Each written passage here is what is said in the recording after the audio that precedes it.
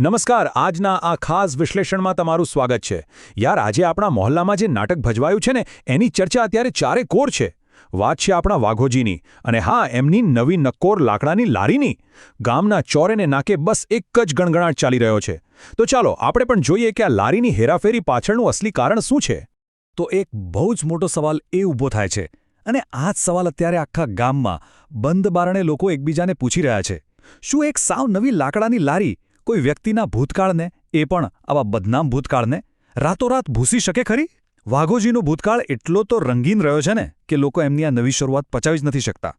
લારીનો મહાન તમાશો હવે જો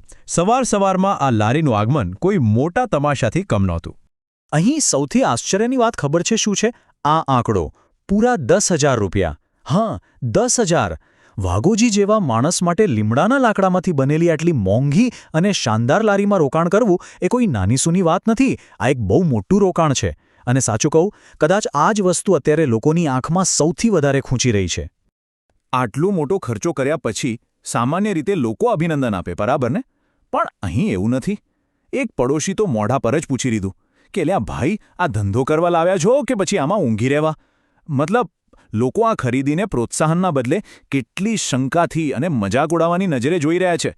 શાકભાજી વેચવાની તો દૂરની વાત છે લોકો તેમને લારીમાં જ રહેવાની સલાહ આપી રહ્યા છે હવે આપણને થાય કે આખું ગામ આવું કેમ વર્તી રહ્યું છે ગામની ગપ્પશપ અને જૂની આદતો કોઈપણ નવી શરૂઆતની આડે એનો ભૂતકાળ હંમેશા આવે છે આ જુઓ આ છે આપણી વાર્તાનો અસલી સંઘર્ષ અહીં બે સાવ અલગ અલગ વાસ્તવિકતાઓ ટકરાઈ રહી છે એક બાજુ વાઘોજી છે જે છાતી ઠોકીને કહે છે કે ભાઈ મેં છેલ્લા 6 મહિનાથી દારૂનું ટીપું પણ પીધું નથી અને હું એક સારો શાકભાજીવાળો બનવા માંગુ છું જ્યારે બીજી બાજુ આપણું આખું ગામ છે જે અત્યારે શરતો લગાવી રહ્યું છે કે જોજો ને વાઘોજી કેટલા જ દિવસમાં આ લારી વેચીને ફરીથી પીઠા પર પહોંચી જશે અને આ કઠોર માનસિકતા તો જુઓ દારૂડિયાના ધંધામાં કોઈ ઠેકાણા ના હોય આજે શાકભાજી વેચશે અને કાલે આખી લારી જ વેચી મારશે લોકો પૂરેપૂરો વિશ્વાસ ધરાવે છે ના ખાતરી જ છે એ લોકોને કે વાઘોજી અંતે બધું જ વેચી મારશે અને જ્યાં હતા ત્યાં ને ત્યાં જ પાછા આવી જશે એમનો ભૂતકાળ જ એમનો સૌથી મોટો દુશ્મન છે ટીકાકારો સાથે સામનો તો પછી આટલી બધી વાતો અને ગપશપ વચ્ચે વાઘોજીના પહેલા દિવસની શરૂઆત કેવી થઈ ચલો એ જોઈએ સવારનો આખો ઘટનાક્રમ ખરેખર જોવા જેવો હતો વાઘોજી બહુ જ હોંશે નવી લારી લાવે છે પણ થોડીવારમાં જ મફુજી સાથે બોલાચાલી થઈ જાય છે મફુજી એમનું અપમાન કરે છે અને ઈંટો ખેંચવાની વાત કરે છે પછી કોઈ બીજો આવીને કટાક્ષ કરે છે અંતે કંટાળીને અને થાકીને વાઘોજી લારી સાઈડમાં મૂકી દે છે પડોશીઓએ સવારમાં એમની શાંતિ કેવી રીતે છીનવી લીધી એનું આનાથી શ્રેષ્ઠ ઉદાહરણ બીજું કોઈ ના હોઈ શકે અને હા આ કોઈ સામાન્ય બોલાચાલી નહોતી આ તો આપણા ગામની ગાળો અને મહેણાનો આખો શબ્દકોશ હતો ડાબડી મોઢા ઓક્કા મોઢા ટર્બો વગર ચલાવવું અને પેલા ધોકા જેવું મોઢું આવા સર્જનાત્મક અને ધારદાર શબ્દો એકબીજા પર ફેંકવામાં આવ્યા હતા આપણો આ સમાજ પણ ગજબ છે એકબીજા પ્રત્યેની લાગણીઓ પણ આવી કઠોર ભાષાને ઝઘડાઓ દ્વારા જ વ્યક્ત કરે છે સાંભળીએ તો આપણને હસવું પણ આવી જાય હવે આટલા બધા અપમાનો પછી વાઘોજી કંઈ ચૂપ થોડી બેસે એમનું અંતિમ હથિયાર જુઓ એ એકદમ ગુસ્સામાં આવીને પેલા ટીકાકારોને કહી દે છે કે મારી લારીએ શાકભાજી લેવા ક્યારે આવતા જ નહીં આ બહુ જ રમૂજી છે ખરેખર હજુ સુધી લારીમાં એક પણ શાકભાજી આવ્યું નથી મુહૂર્ત પણ થયું નથી પણ વાઘોજીએ પોતાના એક કાલ્પનિક ગ્રાહકોને અત્યારથી જ બેન કરી દીધા છે શુભ મુહૂર્તનું આયોજન આટલા કોલાહલ અને નકારાત્મકતા પછી પણ વાઘોજી હાર નથી માનતા હો એમને તો બસ સારા મુહૂર્તની જ રાહ હતી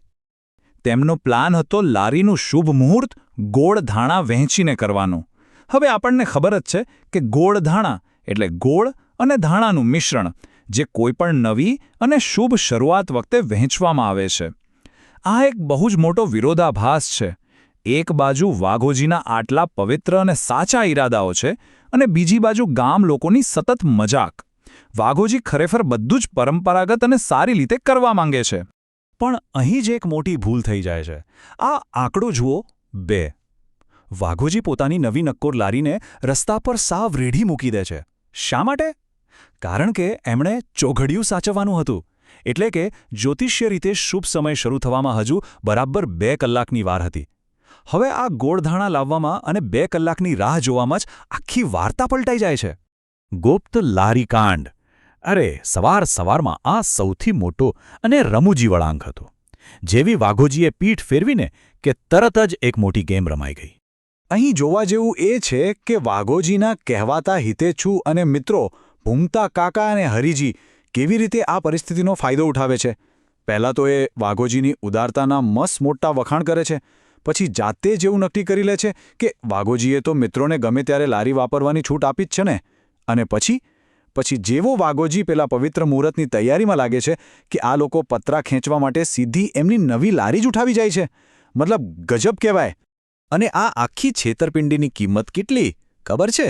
માત્ર 500 રૂપિયા. જી હા, 500. ભૂમતા કાકા એકદમ નવી પેલી 10,000 રૂપિયાની શાકભાજીની લારીનો ઉપયોગ ભારે લોખંડના પતરા ખેંચવા માટે કરી રહ્યા છે, અને એ પણ માત્ર 500 રૂપિયાના નજીવા નફા માટે. અને સાવ મજાની વાત એ છે કે આ પૂરા 500 રૂપિયા એ પોતાના જ ખિસ્સામાં મૂકવાના છે. ભાઈ, આને કહેવાય મિત્રતાના નામે ખુલ્લેઆમ લૂંટ.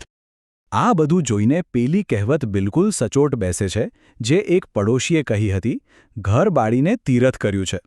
અરે વાઘોજીએ પોતાની મહેનતના 10,000 રૂપિયા વાપરીને આટલું મોટું રોકાણ કર્યું, પણ એનો સીધો ફાયદો તો આસપાસના લોકો જ ઉઠાવી રહ્યા છે. બિચારાના શાકભાજીના ધંધાનું મુહૂર્ત થાય એ પહેલાં જ લારી પતરા ખેંચવાના કામમાં લાગી ગઈ. કેવી વક્રોક્તિ છે આ! તો આ આખી ઘટના જોયા પછી એક મોટો સવાલ આપણા મનમાં જરૂર આવે છે. શું વાઘોજીનો નવો ધંધો ખરેખર એમના ખરાબ ભૂતકાળને કારણે નિષ્ફળ જશે, કે પછી આ એવા પડોશીઓને કારણે નિષ્ફળ જશે જેઓ મદદ કરવાનો માત્ર ડોળ કરી રહ્યા છે? આપણા ગામડાના આવા રમૂજી પણ અત્યંત જટિલ સંબંધો અને આ ગપશપ ખરેખર આપણને વિચારતા કરી દેશે, સાચું ને? આશા છે કે આપણા મોહલ્લાના આ લારી કાંડમાં તમને મજા આવી હશે. ફરી મળીશું એક નવા વિશ્લેષણ સાથે. આવજો.